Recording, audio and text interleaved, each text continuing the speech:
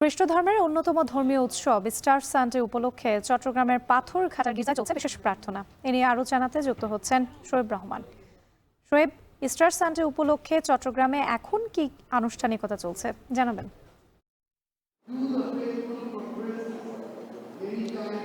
আজকের দিনটি খ্রিস্ট ধর্মাবলম্বী যারা রয়েছেন তাদের জন্য বিশেষ একটি দিন এবং এটি তাদের কাছে বিশেষ তাৎপর্যপূর্ণ এবং উৎসবমুখর একটি দিন।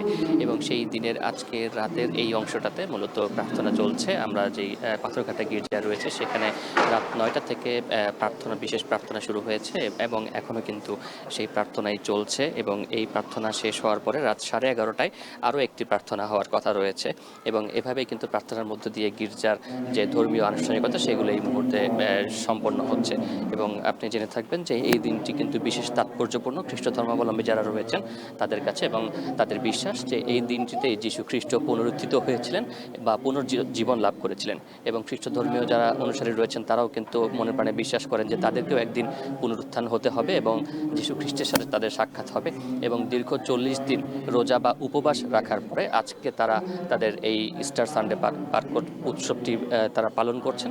এবং এই দিন উপলক্ষে প্রার্থনা শেষে এখানে যারা এখন প্রার্থনা করছেন, প্রার্থনা শেষে তারা তাদের নিজ নিজ ঘরে ফিরে যাবেন এবং সেখানে কিন্তু তারা পরিবার পরিজন নিয়ে উৎসবমুখর বা আনন্দমুখর পরিবেশ কাটাবেন। এবং এই উপলক্ষে প্রতিটি ঘরেই কিন্তু নানান ধরনের আয়োজনও কিন্তু করা হয়ে থাকে। এবং যেহেতু আজ ইস্টার সানডে এবং খ্রিস্ট ধর্মাবলম্বী যারা রয়েছেন তারা মনে করেন যে যীশু খ্রিস্ট ক্রুশবিদ্ধ হওয়ার পরে 3 দিন পরে তিনি কিন্তু আবার পুনরুত্থান হয়েছিলেন। এবং সেই পুনরুত্থানের বিষয়টিকে কিন্তু তারা আজকে এই ইস্টার সানডের মাধ্যমে তারা উদযাপন করে থাকেন বা পালন করে থাকেন। এবং আজকের এই দিনটির মাধ্যমে তারা তাদের যে ধর্মীয় আচার অনুষ্ঠান রয়েছে সেই আচার অনুষ্ঠান পালন করে। এবং আমরা দেখেছি যে সন্ধ্যার পর থেকে কিন্তু যারা খ্রিস্টান ধর্মাবলম্বীরা রয়েছেন চট্টগ্রামের অন্যতম বৃহৎ এবং ঐতিহ্যবাহী এই গির্জাতে তারা আসতে শুরু করেন। এবং এরপরে আসার পরে কিন্তু রাত 9টায় তাদের প্রার্থনা শুরু হয়। এবং রাত 9টায় যে প্রার্থনাটি হচ্ছে সেটি তো একটি ইংরেজিতে হচ্ছে এই প্রার্থনাটি। এবং রাত 11:30টায় আবার আরেকটি প্রার্থনা রয়েছে।